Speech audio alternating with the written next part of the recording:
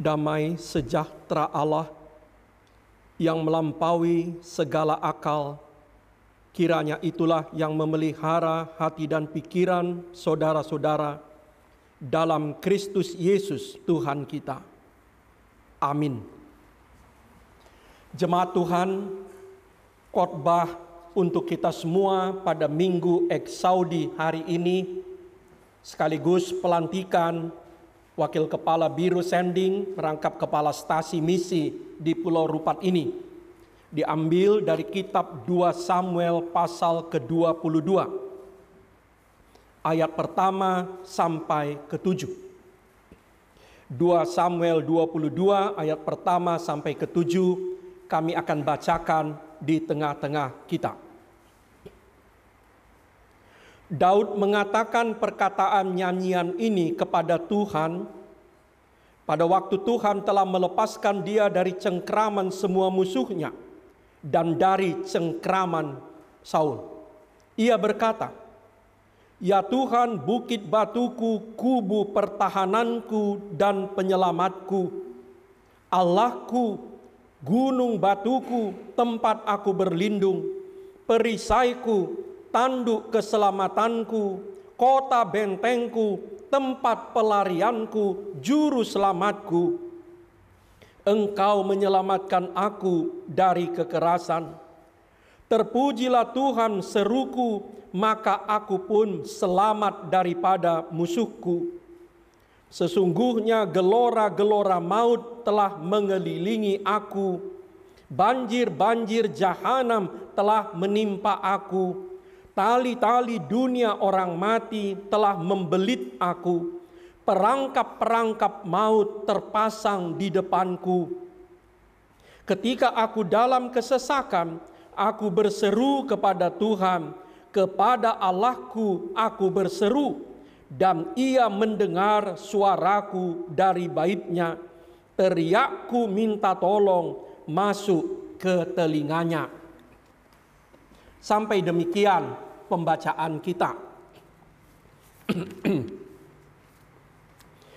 Jemaat Tuhan, kalau kita baca kitab 1 dan 2 Samuel dalam Alkitab Perjanjian Lama, di sana ada 3 tokoh utama. Yang pertama Samuel, seorang hakim, seorang pelihat, seorang imam. Kemudian Raja Saul, yaitu Raja Israel yang pertama. Dan kemudian Daud, Raja Israel yang menggantikannya. Nah, Daud ini selalu dianggap sebagai Raja Israel yang paling besar. Nah, bila kita membaca 2 kitab ini, mulai dari 1 Samuel, kita bisa melihat bagaimana kisah kehidupan Daud itu. Mulai dari masa mudanya sebagai gembala domba. Dia anak bungsu dari 8 bersaudara anak Isai. Kerjanya menggembala domba. Kemudian dia menjadi pelayan Raja Saul. Dan lantas bersahabat dengan anak raja yang bernama Jonathan itu. Dia kemudian mengalahkan pendekar Filistin yang sangat perkasa, sangat besar dan kuat itu, yang bernama Goliat, hanya dengan bersenjatakan ketapel atau ali-ali. Lantas dia menjadi prajurit dan menjadi kepala pasukan raja yang sangat terkenal. Kemudian dia diangkat menjadi menantu Raja Saul, dia menikahi seorang putri Raja Saul itu. Lantas dia kemudian dibenci oleh Raja Saul. Dan beberapa kali Raja Saul hendak membunuhnya dengan melemparkan tombaknya, hendak menancapkan Daud ke dinding. Namun Daud lolos. Kemudian dia melarikan diri dari istana, hidup bersama para pengikutnya di padang gurun. Dan pada akhirnya dia berhasil mengalahkan Raja Saul. Walaupun dia tidak pernah mau membunuh Raja Saul, walaupun ada 2 kali paling sedikit kesempatan dia bisa membunuh Raja Saul. Tapi dia tidak mau karena dia mengatakan Raja Saul ini seorang yang diurapi Tuhan. Dan kemudian dia menjadi Raja Yehuda. lantas menjadi raja seluruh Israel. Tapi kisah Daud belum selesai. Dia pernah juga melarikan diri dari istananya karena dikudeta anaknya yang bernama Absalom. Tapi kemudian dia kembali lagi ke istana. Dia juga pernah melakukan kesalahan yang luar biasa besar. Dia pernah berzina, berselingkuh dengan seorang perempuan, istri perwiranya. Dan yang paling keji, dia membiarkan perwiranya Uria itu mati terbunuh. Dan kemudian dia menjadi tua. Nah, kisah Daud itu tentu lebih panjang dari yang saya sampaikan garis besarnya tadi. Tapi kita bisa melihat ada 3 karakter utama yang bisa kita lihat pada Raja Daud, yang bisa kita ambil juga menjadi karakter kita, walaupun kita bukan prajurit, bukan tentara. Yang pertama, kepercayaan dan kedekatan kepada Allah.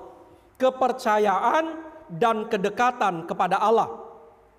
Daud mengandalkan Allah sejak masa mudanya, sejak dia masih menjadi gembala. Dia sangat dekat dengan Allah. Dia bermain kecapi. Dia menulis doa-doanya menjadi nyanyian, menjadi mazmur. Jadi sebagian besar mazmur yang ada dalam Alkitab kita itu adalah gubahan Daud. Semua itu menunjukkan betapa dia sangat dekat dengan Tuhan.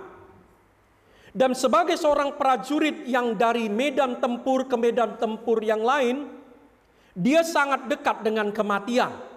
Jadi seorang prajurit yang terus-menerus di perperangan tentu sadar dia sangat dekat dengan kematian. Tapi dia lebih dekat lagi dengan Allah. Nah, ini satu yang bisa kita lihat dari karakter Daud. Bagaimana dia begitu percaya dan begitu dekat dengan Allah.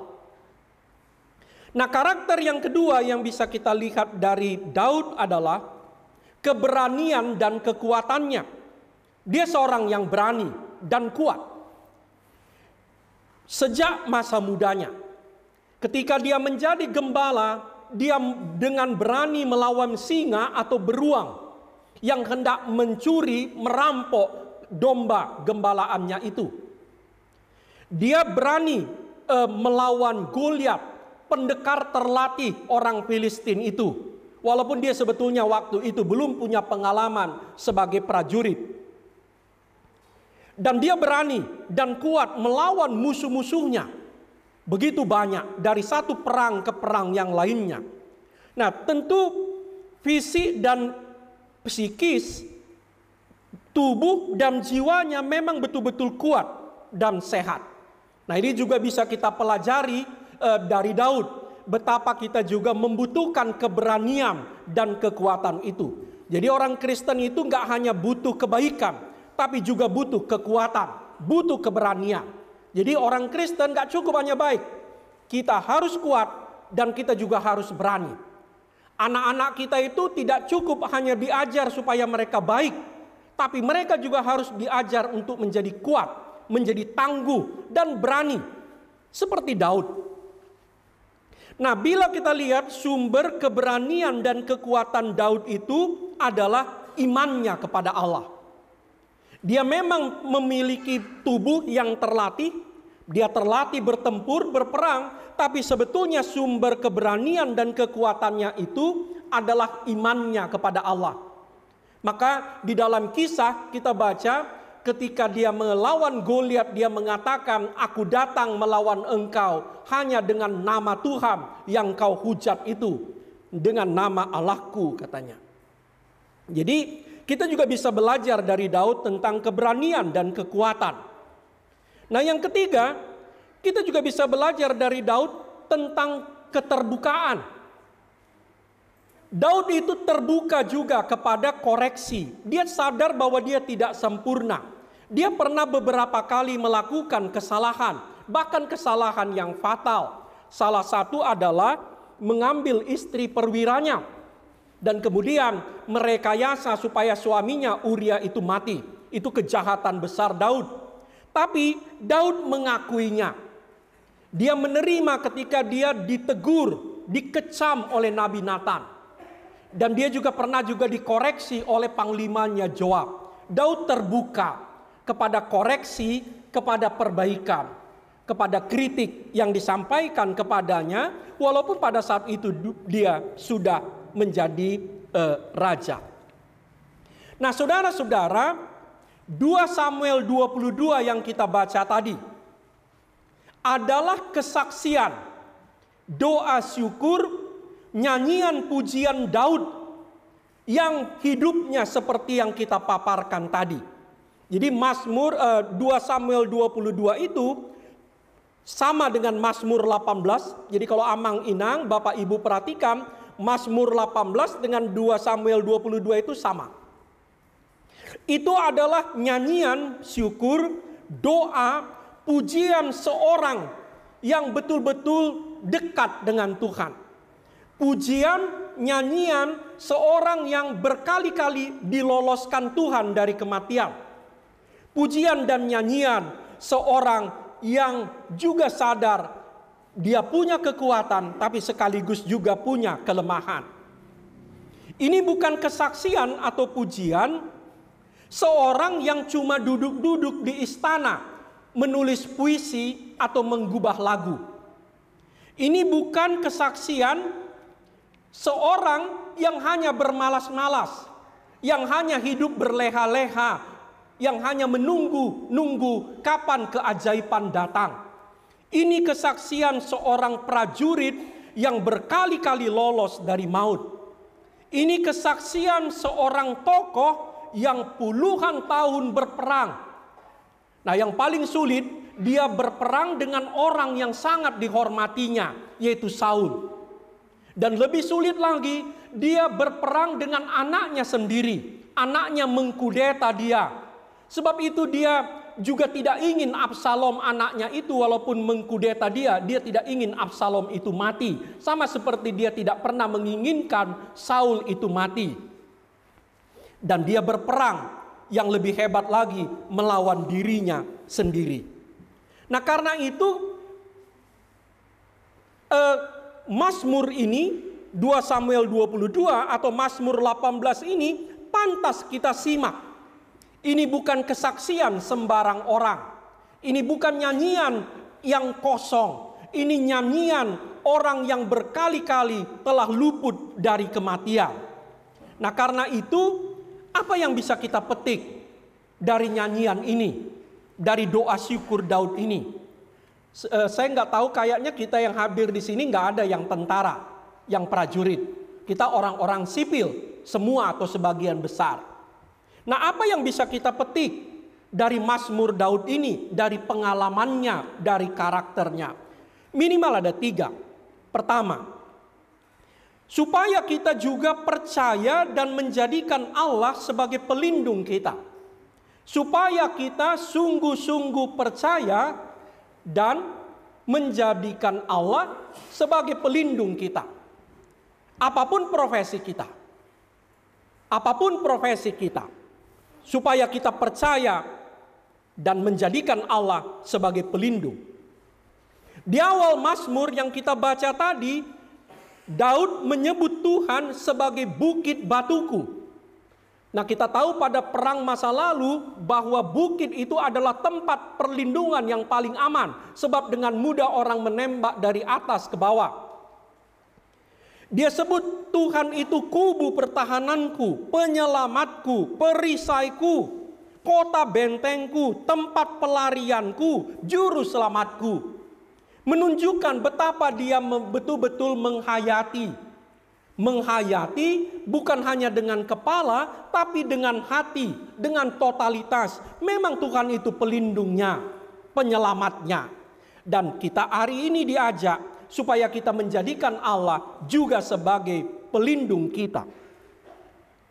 Nah, saudara-saudara, sekali lagi, kita memang bukan berprofesi sebagai prajurit yang berperang, membunuh atau dibunuh. Kita orang-orang sipil dengan profesi kita sebagai petani, sebagai pelayan, sebagai nelayan, sebagai guru, sebagai buruh, atau sebagai pelayan gereja. Tapi kita juga masing-masing punya masalah, punya tantangan dalam hidup dan pekerjaan kita sehari-hari. Belajar dari Daud, mari kita berserah dan menjadikan Tuhan sebagai pelindung kita. Apapun profesi kita, bagaimanapun hidup kita, supaya kita menjadikan Tuhan sebagai pelindung tubuh dan jiwa kita. Bukan hanya retorika, bukan hanya kata-kata belaka, tapi dengan sungguh-sungguh, dengan kata, dengan hati, dengan perbuatan, kita memang betul-betul menghayati Tuhanlah pelindung kita. Sama seperti Daud menjadikan Tuhan itu pelindung hidupnya. Nah, termasuk kepada para pelayan sending. Kita semua hari ini yang berkumpul dalam rangka sending, kita juga harus menjadikan Allah itu sebagai pelindung, sebagai benteng, sebagai kubu pertahanan, sebagai perisai. Para pelayan sending, kita gereja bukan mau membunuh atau dibunuh, tetapi tantangannya tetap sama. Kita butuh Allah sebagai pelindung, sebagai penyelamat kita. Nah, itu yang pertama. Yang kedua, apa yang bisa kita petik dari Mazmur yang seakan-akan merangkum perjalanan hidup Daud itu? Ajakan untuk tetap berjuang dan tidak kenal putus asa, supaya kita tetap berjuang, berjerih, berusaha, dan tidak pernah mengenal kata putus asa. Kita baca tadi dalam Mazmurnya, gelora maut katanya mengelilingi aku, banjir jahanam menimpa aku, tali-tali orang mati membelit aku, kata Daud. Tapi dia tidak putus asa. Jadi rupanya saudara-saudara, gelora maut, banjir yang paling besar, perangkap, tidak menjadi alasan untuk berhenti berjuang, untuk menjadi putus asa. Nah, menurut saya kita pantas menyimak kesaksian ini. Sebab yang mengucapkannya adalah seorang Daud yang berkali-kali diloloskan Tuhan dari maut. Bahkan diloloskan dari tombak yang dilemparkan Saul dari jarak dekat kepadanya. Jika Daud saja tidak pernah menyerah dan putus asa, apalagi saudara dan saya yang percaya kepada Kristus. Nah, karena itu saudara-saudara, mari kita tanam dalam hati kita. Sebelum Tuhan mengambil keputusan kita mati, maka kita tidak akan mati. Sekali lagi, sebelum Tuhan mengambil keputusan kita mati, maka kita tidak akan pernah mati. Dan mari kita ingat, Tuhan hampir tidak pernah memberitahukan kepada umatnya kapan dia mati. Nah, karena itu jangan pernah menyerah. Jangan pernah katakan kalau ada masalah, ada tantangan, seolah-olah semua sudah selesai. Mari kita berjuang. Sekecil apapun daya, sekecil apapun kekuatan, sekecil apapun modal, sekecil apapun senjata yang kita punya, mari kita berjuang. Mari kita berjuang.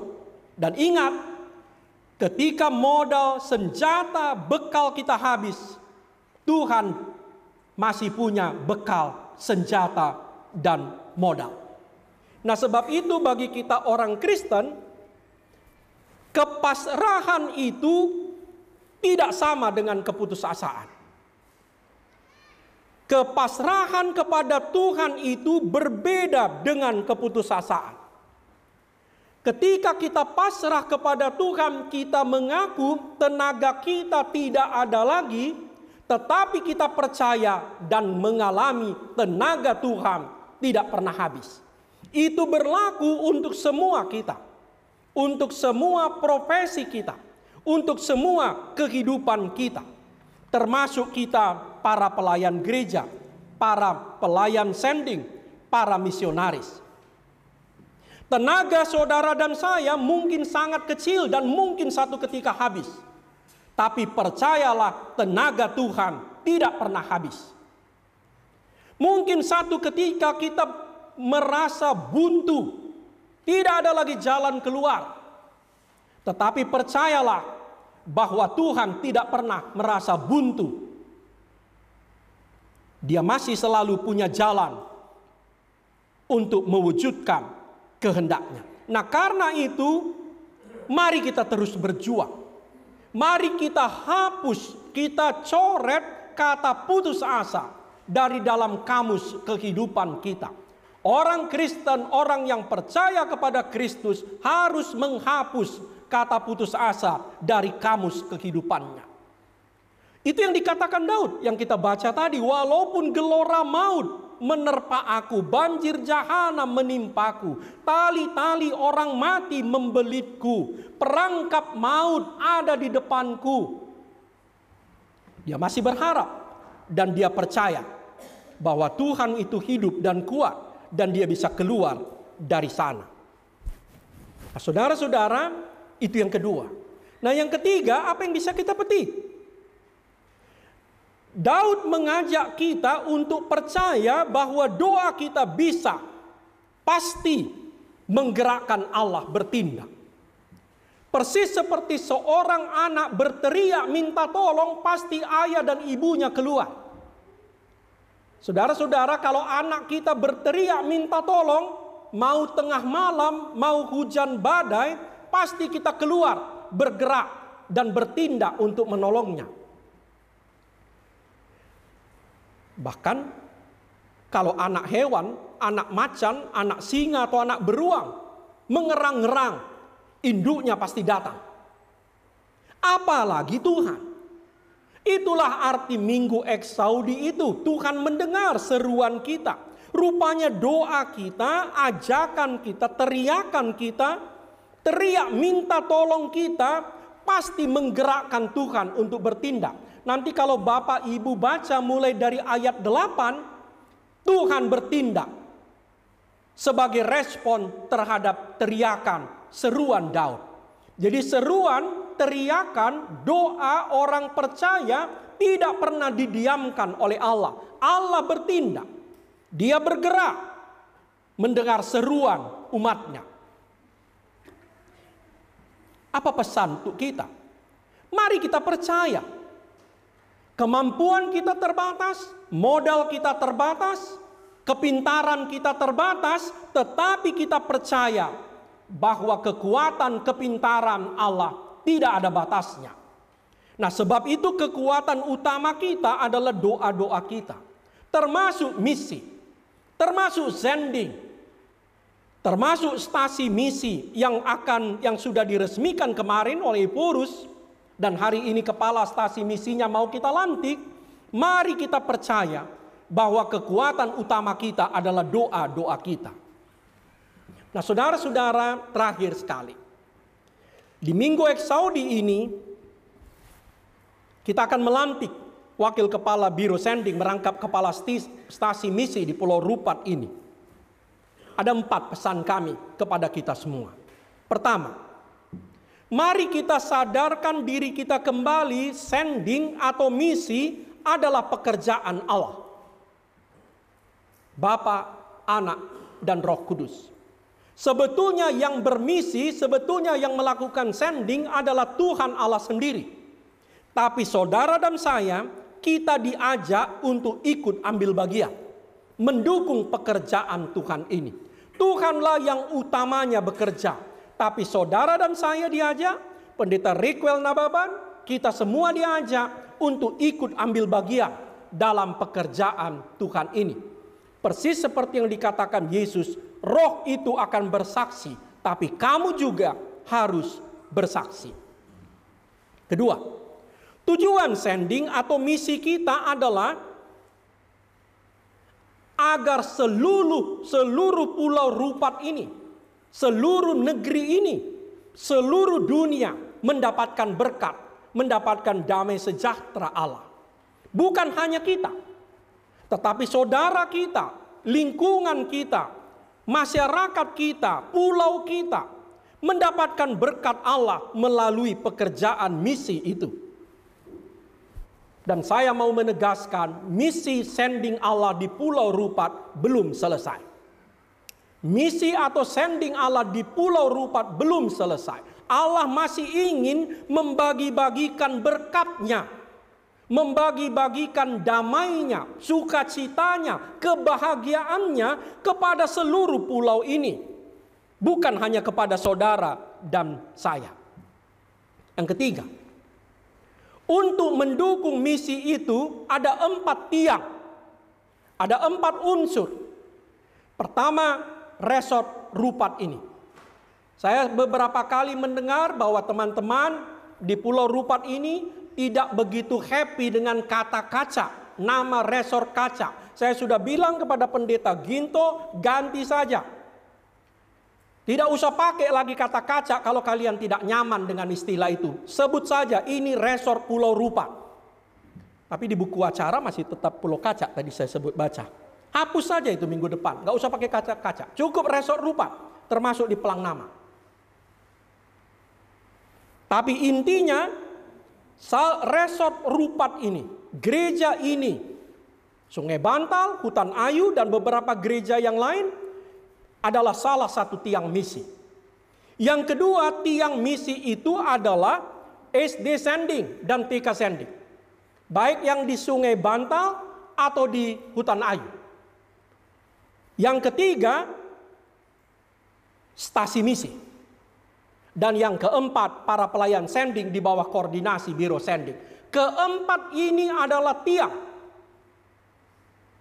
dari misi Allah di Pulau Rupat. Karena itu mari kita bekerja sama. Baik resort Rupat, baik SD Sending, TK Sending, maupun stasi misi, maupun para pelayan sending di bawah koordinasi langsung Biro Sending. Mari kita kerja sama. Membagi-bagi berkat Allah, membagi-bagi kebahagiaan Allah, sukacita Allah di pulau ini. Keempat dan terakhir, kita mulai selalu dari yang paling sederhana. Saya minta supaya keempat ini, baik SD Sending, TK Sending, Gereja Rupat, Resort Rupat, stasi misi, pelayan-pelayan sending, supaya menjadikan dirinya sebagai sampel, sebagai contoh, sebagai sampel orang beriman, sebagai sampel orang beriman kepada Kristus, sebagai sampel ketaatan kepada Tuhan, sebagai sampel kebersihan, sebagai sampel kerajinan, sebagai sampel kasriah. Kita harus jadi sampel. Jadi kalau Yesus bilang kamu adalah garam dan terang dunia, itu harus kita praktekkan. Saya minta, bagaimana caranya setiap orang lewat dari depan, dia harus bisa menoleh ke gereja ini. Bagaimana caranya? Bagaimana caranya setiap orang lewat dari SD Hutan Ayu atau SD Sungai Bantal ini, orang harus menoleh, melihat. Bagaimana caranya kalau orang melintas dari stasi misi, dia harus melihat. Ini adalah tempat yang paling bersih di dunia. Ini adalah tempat yang paling hijau di dunia. Ini adalah tempat yang paling menggembirakan di dunia. Tanpa itu, kita tidak bisa berbuat banyak di Pulau Rupat ini. Tanpa menjadikan diri kita sebagai sampel, tanpa menjadikan diri kita sungguh-sungguh sebagai contoh, sebagai teladan, dalam iman, dalam kerajinan, dalam kebersihan, dalam keasrian, dalam semangat untuk berjuang, kita nggak mungkin berbuat banyak untuk mendukung Tuhan, mengambil bagian dalam pekerjaan Tuhan, untuk membagi-bagikan berkat-Nya kepada dunia. Kami ucapkan selamat kepada Pendeta Requel Nababan, selamat berjuang. Berbeda dengan banyak pendeta lain, Bapak Pendeta Requel Nababan memulai hampir dari nol dan mulailah berjuang. Kalau pendeta-pendeta lain semua sudah tersedia, dia tinggal melakukan khotbahnya, tetapi kepala stasi misi harus berjuang dari awal, dan kami semua mendoakan abang berjuang. juga kepada resort Pulau Rupat ini. Pesan saya khusus kepada Amang Pendeta Ginto Robinson, Amang belum berhenti tugasnya sebagai pelayan sending. Gereja ini harus tetap menjadi mata tombak sending. Mana saudara-saudara kita yang lain itu? Karena itu saya ajak, dukunglah Amang Pendeta Ginto Robinson. Ini tempat yang paling baik di dunia. Ini adalah tempat di mana cinta kasih Tuhan dibagi-bagikan. Supaya saudara-saudara kita melihat dan mereka juga mendapat bagian dalam keselamatan, dalam damai sejahtera Tuhan itu. Begitu juga dengan 2 SD dan TK yang kita punyain di sini. Amin. Terima kasih Allah. Lihatlah kami umat-Mu. Engkau menyapa kami melalui kisah hamba-Mu Daud.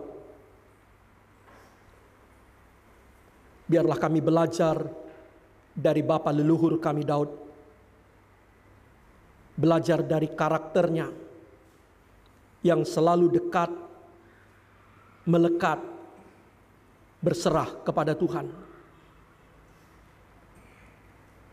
Biarlah kami belajar juga dari Daud membangun karakter keberanian, kekuatan, ketangguhan kami. Supaya kami tidak mudah mengeluh, apalagi bersungut-sungut dan berputus asa. Ajarlah kami untuk menghadapi tantangan-tantangan, masalah-masalah kehidupan kami dengan penuh keberanian. Kuatkanlah fisik, kuatkanlah iman, kuatkanlah mental kami. Ya Allah, Kaulah sumber kekuatan kami. Sebab itu berikanlah kepada kami iman yang berasal dari Engkau itu. Ya Allah, Engkau menyapa kami. Supaya kami tidak pernah mengenal kata menyerah dan berputus asa. Apapun masalah, tantangan yang kami hadapi, berilah kepada kami kegembiraan, supaya kami selalu riang gembira dan bersukacita dalam hidup kami. Karena kami percaya Tuhan kami hidup, Tuhan kami kuat, dan Dia tidak pernah meninggalkan kami. Berkati secara khusus hamba-Mu Pendeta Riquel Nababan, yang hari ini akan dilantik menjadi kepala stasi misi. Berkatilah beliau dalam melakukan tugas barunya. Berkati istrinya, Ibu Boru Silalahi. Berkati hidup rumah tangga mereka. Berikan mereka kesehatan yang baik. Kami juga berdoa bagi semua pelayan-pelayan sending di Pulau Rupat ini dan di pulau-pulau lain. Tuhan senantiasa berikan kepada kami sukacita untuk melayani Engkau, untuk bersending. Kami juga berdoa bagi kepala SD sending Sungai Bantal dan Hutan Ayu, juga TK sending di Hutan Ayu. Berkati pimpinan sekolah, para guru dan murid-murid. Tuhan, kami juga berdoa bagi para pelayan sending di wilayah sending Rupat ini, di Pulau Bengkalis, di tempat-tempat lain. Tuhan, berkati kami. Biarlah semua jerih payah, pengorbanan, penyerahan hidup kami berbuah karena Engkau memberkatinya. Terima kasih untuk semuanya Tuhan. Semua hidup kami serahkan kepadamu di dalam nama Yesus Tuhan dan Juru Selamat kami. Amin.